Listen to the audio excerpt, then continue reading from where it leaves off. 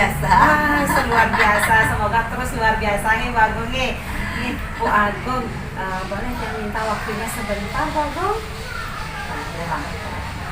Banyak apa sedikit gitu? Nih, dikit yang ada tugas terkait dengan tugasnya sebagai guru penggerak yang mau minta waktunya Bu Agung sebentar untuk melakukan kegiatan wawancara. Ini bisa, apa yang bisa dibantu? Ini akan menyampaikan beberapa pertanyaan Bu Agung. Selama ini bagaimana Ibu Agung mengidentifikasi kasus-kasus yang Ibu Agung hadapi di sekolah?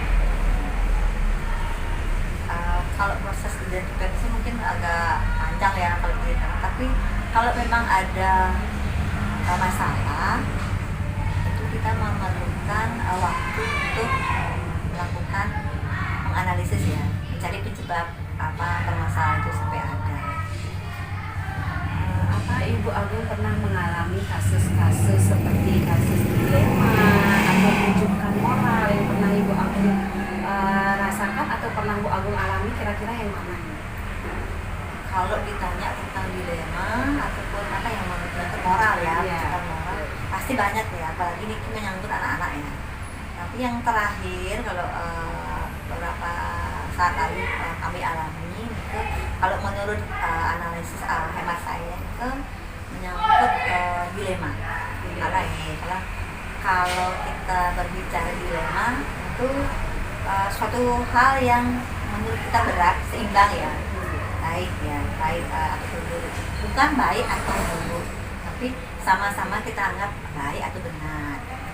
Kalau yang terakhir itu ada peristiwa di mana anak kami di sini ada yang melakukan tindakan yang menyebabkan mungkin temannya itu sakit, tidak nyaman gitu ya. Nah, kalau mungkin di mata banyak orang tua atau banyak pihak, si anak yang ini melakukan satu hal yang salah, yang A misalnya, yang B yang diperlakukan itu berarti benar. Tetapi yang terlihat ternyata anak yang B ini dialah yang sering memancing reaksi dari yang A. Jadi makanya mengambil keputusan buat saya itu adalah salah satu hal yang dilema ya. Bagaimana agar kedua pihak bisa kita dampingi, anak yang harus didampingi. Tentunya bukan sesuatu yang mudah ya Bu Agung nih, namanya sudah dilema nih. Dan selanjutnya, bagaimana Ibu Agung menjalankan atau mengambil suatu keputusan di sekolah, terutama untuk kasus-kasus di mana ada dua kepentingan yang sama-sama benar, seperti tadi yang Ibu Agung ceritakan. Apakah di sana ada nilai kebajikan juga? Kalau nilai kebajikan pasti ya, empati simpati juga pasti ya, karena kedua belah dia adalah anak kita. Yang selama ini kita lakukan, yang kemarin yang kita lakukan di sini adalah mencari informasi dulu ya dari kedua belah anak, si A dan si B, kenapa sampai terjadi kejadian tersebut. Dari informasi dan juga hasil pengamatan sebelumnya nih anak yang A yang melakukan itu benar, jadi dia melakukan kontak fisik istilahnya, kontak fisik. Tetapi mengapa dia bisa melakukan kontak fisik? Karena didasari oleh anak si B yang memancing reaksi tersebut. Jadi kalau kita suatu pihak guru kan keduanya adalah anak-anak yang kita patut dampingi dan sayangi. Jadi makanya bagaimana nanti apa yang kami putuskan atau kita pendampingan apa yang kita lakukan tidak berpihak gitu, salah satu anak. Jadi untuk selanjutnya yang meminta orang tua, karena yang lebih banyak nanti mendampingi kan tidak kita di sekolah ya, dari pihak guru juga, agar mereka tahu bahwa ada permasalahan tersebut sehingga nantinya tidak melakukan lagi keputusan atau menjudge ya anak-anak tersebut bahwa si A ini nakal, si B ini seperti ini. Jadi dengan didampingi orang tua juga kita mencari informasi bagaimana sih sebenarnya anak itu di rumah, tentang pengasuhannya. Kalau si A kenapa dia sering melakukan tindakan yang sebenarnya dia tidak dengan sengaja, tapi responnya sangat cepat. Dan setelah kita melakukan diskusi komunikasi, ternyata kita jadi tahu fakta bahwa si A ini memang sering melihat perlakuan seperti itu di rumahnya. Di rumahnya anak-anak kan dia meniru. Sedangkan anak si B memang kesehariannya adalah anak yang ini, istilahnya suka usil sama temennya. Jadi kalau melihat reaksi temennya marah itu dia senang. Nah, akibatnya dia tidak memikirkan bahwa temannya akan memukul. Iya, benar sekali Bu Agung. Berarti Bu Agung sudah melakukan beberapa langkah untuk mengatasi kasus seperti ini. Selanjutnya Bu Agung, hal-hal apa saja selama ini Ibu Agung anggap efektif dalam pengambilan keputusan pada kasus-kasus dilema etika? Hal yang efektif. Mungkin yang tadi ya, setelah kita mendapatkan informasi tadi, kita berkomunikasi dan bekerja sama dengan pihak-pihak orang tua, guru juga pasti ya, karena yang mendampingi anak kita itu guru. Kemudian kita membuat keputusan yang oleh kepala sekolah membuat keputusan. Lalu hasil keputusan tersebut yang sudah kita ketahui bersama kita laksanakan secara konsisten. Karena kalau tidak konsisten kan rugi ya. Jadi kalau kita di sekolah sudah menerapkan, nanti orang tua yang mendampingi tidak juga melaksanakan hasil keputusan itu, tidak akan bisa berjalan sesuai yang kita harapkan. Berarti kita butuh juga kolaborasi ya Bu Agung ya. Komunikasi dan kolaborasi dengan pihak-pihak yang terkait. Benar sekali Bu Agung ya, itu sudah langkah yang sangat baik sekali dalam pengambilan keputusan. Selanjutnya Bu Agung, hal-hal apa saja selama ini merupakan tantangan dalam pengambilan keputusan pada kasus-kasus yang tadi Ibu Agung ceritakan? Mungkin seperti tadi ya, kalau kita sudah sampai dengan keputusan, maka yang paling penting adalah konsistensi berlanjutan itu nih. Kalau sudah tidak konsisten ya tidak akan sesuai hasilnya. Itu yang paling perlu diterapkan. Kemudian yang itu tadi mungkin kerjasama kolaborasi ya dengan orang tua yang perlu memang ditingkatkan. Kadang-kadang orang tua di sekolah bilang ya, di rumah beda lagi, tidak konsisten kembali ujung-ujungnya. Benar sekali ya Bu Agung ya, konsisten di mana-mana. Kalau kita melakukan suatu hal kalau tidak konsisten tidak akan berjalan dengan baik. Ini selanjutnya Bu Agung, apakah Ibu Agung memiliki sebuah tata cara atau jadwal tertentu dalam sebuah penyelesaian kasus dilema etika? Tergantung masalah ya, tergantung model permasalahan yang kita hadapi. Kalau itu permasalahan yang bersifat insidentil, kan sudah bisa kita jadwal jauh-jauh hari. Jadi untuk menyelesaikan itu tidak langsung terjadwal dengan tertata rapi gitu, tapi langsung kita mencari waktu untuk melakukan upaya melakukan keputusan yang benar untuk menghadapi masalah tersebut. Namun kalau permasalahan dilema itu menyangkut ada kaitannya dengan program berarti kan sudah terjadwal. Kemudian ada hal yang tidak sesuai yang terjadi kendala, maka itu juga memerlukan jadwal karena pastinya itu melibatkan banyak pihak. Berarti penjadwalan ini sesuai dengan kasus ya. Model kasus yang terjadi.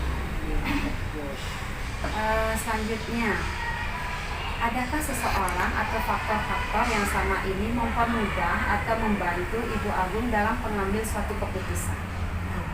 Kalau di sekolah pasti guru ya, kan guru mereka banyak membantu karena yang sering terlibat langsung dengan anak kan guru, dengan orang tua pun juga guru. Jadi itu pihak yang membantu. Kemudian juga kalau permasalahan itu memerlukan pendampingan dari orang-orang yang kompeten, maka kita juga dibantu oleh pihak luar, seperti kalau menyangkut pengasuhan dari Dinas Pemberdayaan Perempuan, kalau tentang kesehatan ya dari Dinas Kesehatan atau Puskesmas. Tapi kalau permasalahan tersebut masih bisa kita anggap diselesaikan, maka yang membantu itu adalah orang tua dan guru. Sudah banyak yang dapat membantu Bu Agung ya dalam mengambil suatu keputusan keputusan tentunya dilemanya pasti berkurang karena sudah banyak campur tangan dan kolaborasinya ya Bu Agung ya. Masih banyak pihak. Tinggi betul. Selanjutnya dari semua hal yang telah disampaikan, pembelajaran yang dapat Ibu Agung petik dari pengalaman Ibu Agung apa ya? Yang pertama, komunikasi dengan banyak pihak ya, kolaborasi juga. Kemudian yang kedua, konsisten sekali lagi untuk menerapkan atau melaksanakan keputusan. Itu ya pelajaran yang dapat kita petik dari kasus yang Ibu Agung ceritakan ini. Ada lagi satu Ibu Agung. Dari keputusan Ibu Agung selama ini, apakah sudah berhasil atau masih perlu adanya penyesuaian? Memang ada beberapa yang bisa langsung sesuai dengan apa yang kita putuskan ya, berhasil dilaksanakan. Ada juga yang perlu perbaikan. Seperti tadi kan banyak hal yang menyebabkan, salah satunya tadi mungkin tidak konsisten atau ketidakmampuan kita ya dalam mencari keputusan yang benar. Jadi nantinya setelah pelaksanaan keputusan kan kita lihat setelah berjalan kalau memang ada hal yang kurang sesuai, itu menjadi bahan refleksi bersama saya sebagai kepala sekolah, sehingga nantinya kita bisa membuat lagi, mengidentifikasi kembali apa sih yang bisa kita lakukan untuk membuat keputusan yang lebih benar dan berdampak untuk semua. Benar sekali ya. Jadi dari hasil dari pengalaman tadi, Ibu Agung nanti bisa merencanakan kembali langkah-langkah yang bisa kita pakai nanti dalam memperbaiki kalau nanti ada kasus dilema yang berikutnya. Ibu Agung, terima kasih atas waktunya hari ini. Banyak sekali ya saya dapat pengalaman dari kasusnya Bu Agung ya. Lumayan ya kolaborasinya dengan orang tuanya Bu Agung ya. Tentu kolaborasi dengan orang tua tidak mudah ya Bu Agung ya, memerlukan waktu nih. Terima kasih ya Bu Agung atas waktunya hari Terima kasih ini. juga ada waktu untuk kita sharing. Terima kasih ya Bu Agung.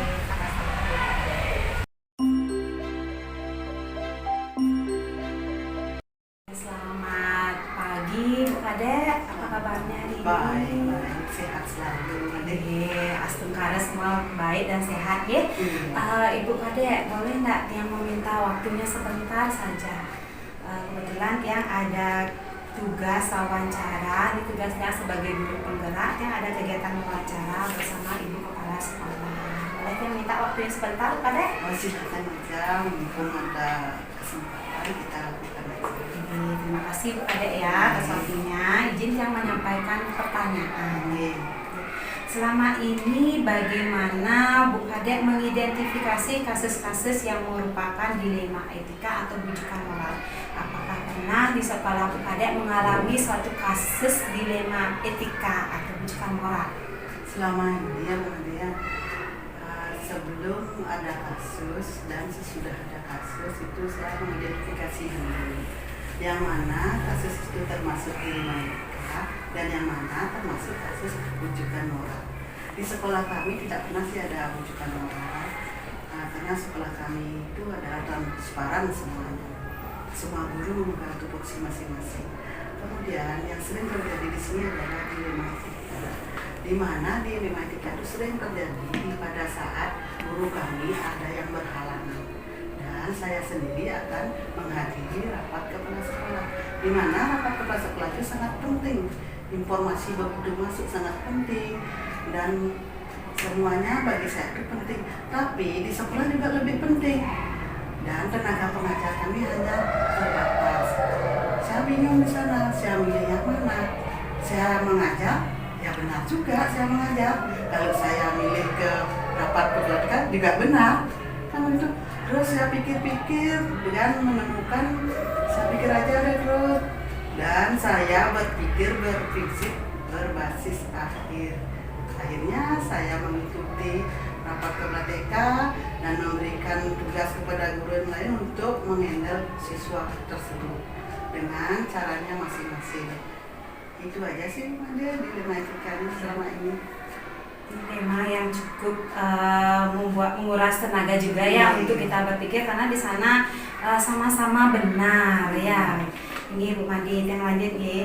Selama ini bagaimana Bu Kadek menjalankan pengambilan keputusan di sekolah, terutama untuk kasus-kasus di mana ada dua kepentingan yang sama-sama benar yang mengandung nilai kebajikan?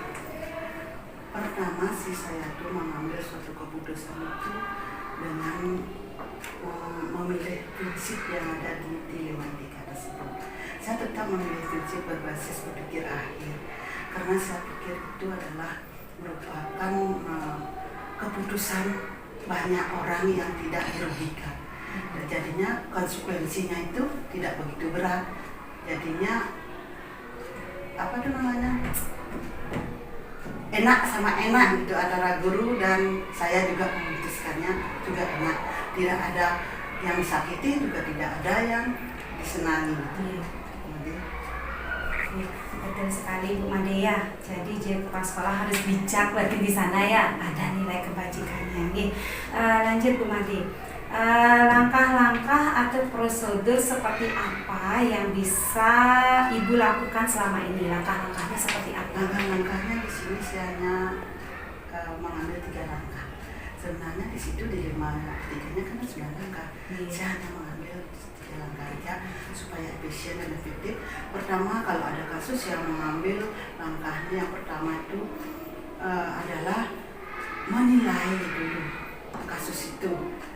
Menilai dengan cara mengidentifikasi kasus tersebut, kemudian siapa yang terlibat di dalamnya, kemudian mencari fakta yang relevan tentang kasus tersebut, kemudian saya memberikan suatu keputusan, dan saya lagi mengambil keputusan itu dan merefleksikan kembali apakah keputusan saya itu benar atau salah.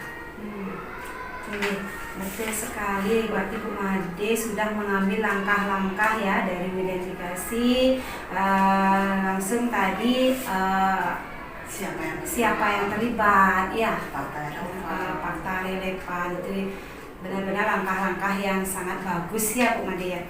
Yang lanjut ya, hal-hal apa saja yang selama ini Ibu anggap efektif dalam pengambilan suatu keputusan? Yang paling efektif itu mengambil suatu keputusan dalam kasus itu, saya pertama kali mengambil fakta yang relevan.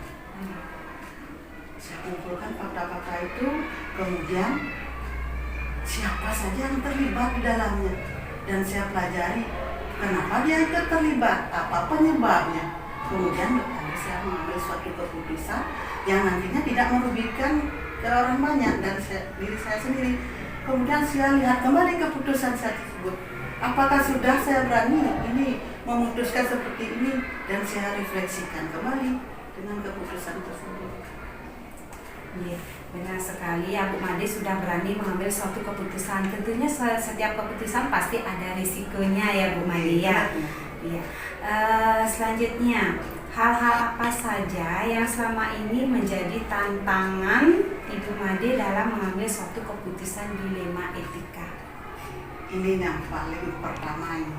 Soalnya saya baru pertama kali ini menjabat sebagai kepala sekolah, dan kebetulan kurikulum berganti dari K13 menjadi Merdeka Belajar.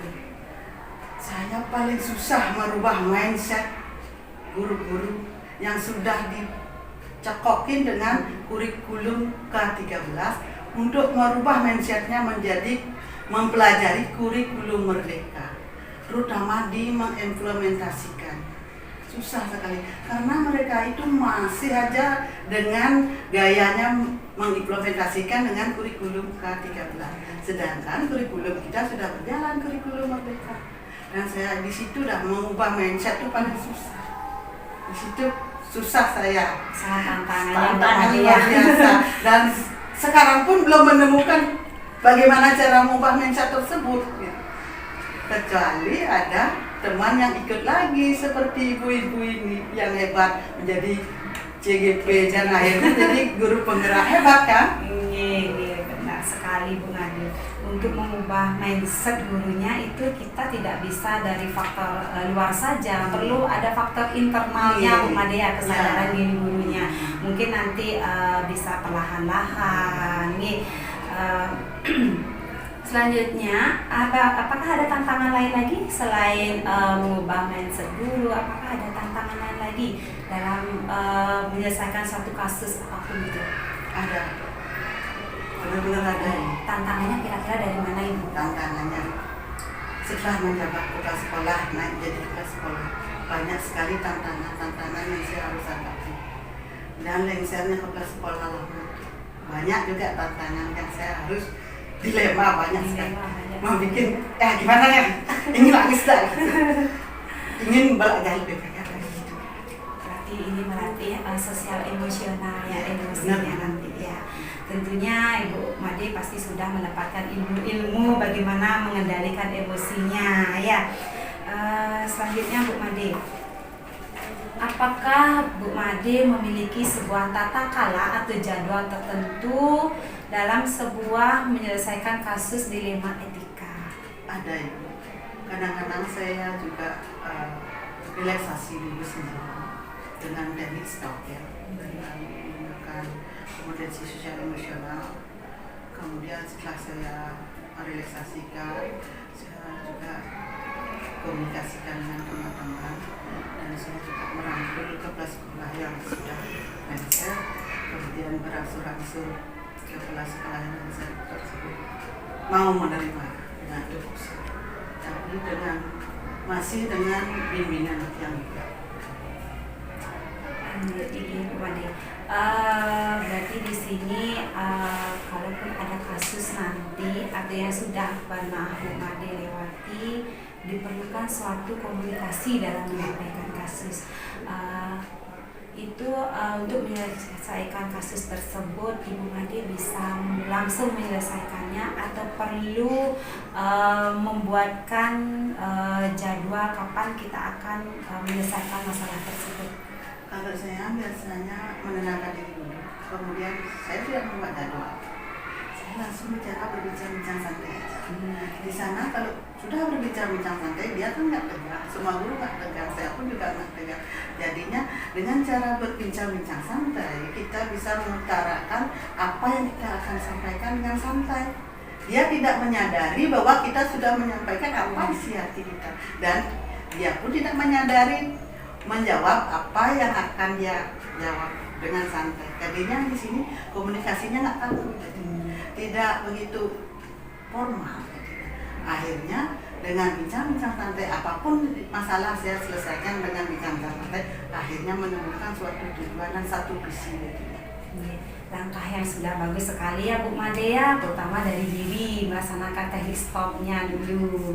Setelah kita ada mampu mengendalikan diri, Bu Made juga sudah menerapkan berbincang-bincang, mungkin nanti menerapkan teknik coachingnya nanti Bu Made ya. Jadi guru-guru Bu Made bisa menemukan sendiri nanti solusi ya dari kasus-kasus tersebut. Yang lanjut, adakah seseorang atau faktor-faktor yang selama ini mempermudah atau membantu Ibu Made dalam menyelesaikan kasus-kasus yang pernah Bu Made rasakan? Siapa? Ada. Di antara teman yang ada di sekolah, ada teman satu visi dengan dia. Kemudian dia mulai memberikan masukan begini terus. Lalu saya komunikasikan lagi dengan cara bincang-bincang, tapi saya nggak pernah menggunakan teknik coaching karena teman-teman juga nggak ngerti apa itu coaching. Akhirnya kalau saya coaching, dia nanya ke saya lagi, jadinya teknik coaching itu nggak sesuai dengan prosedur yang apa kita inginkan. Jadinya ya bincang-bincang santai aja, biar dia santai aja.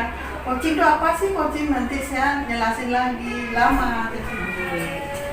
Bincang-bincang santai yang sudah Ibu Made laksanakan, dan yang dapat membantu Ibu Made, ada teman yang satu visi dengan Bu Made. Seperti itu ya Bu Made ya. Dari semua hal yang telah disampaikan, pembelajaran apa yang dapat dipetik dari pengalaman Bu Made? Pembelajaran sangat luar biasa sekali. Dari jadi wali kelas meluncur naik menjadi kapser, banyak sekali tantangannya dan saya pun tidak bisa membuat kebijakan selama 1 tahun ini untuk guru-guru ya. Mudah-mudahan dengan pengalaman tentang 1 tahun ke depan saya bisa membuat kebijakan dan guru-guru saya mampu dan satu visi dengan saya untuk menjalankan suatu kurikulum merdeka serta mengimplementasikan hingga terciptanya PAUD yang berkualitas. Benar-benar suatu rencana yang baik sekali Bu Made demi masa depan sekolah dan untuk anak-anak kita ya. Selanjutnya Bu Made, dari keputusan selama ini yang Bu Made ambil untuk menyelesaikan suatu kasus, apakah berhasil dengan baik atau masih perlu direvisi Bu Made? Kalau mengambil keputusan tidak selalu baik, ada aja baiknya sedikit, tantangannya banyak. Kalau tantangan sedikit, baiknya banyak. Tergantung penerimanya, tergantung keputusan yang saya buat. Dan saya harus merefleksikan kembali, terus merefleksi dan akhirnya menuju titik yang keberhasilan. Berarti Bu Made sudah menerapkan merefleksi diri dan merefleksi bersama-sama dengan temannya untuk mendapatkan tujuan yang ingin dicapai ya Bu Made ya. Terima kasih ya Bu Made, sangat bagus sekali dari jawaban-jawaban Bu Made, dapat menginspirasi saya ke depannya jika kala nanti saya menemukan suatu kasus seperti yang Bu Made alami. Untuk kegiatan wawancara hari ini sampai di sini dulu. Terima kasih atas waktunya Bu Made. Sama-sama. Terima kasih Bu Made.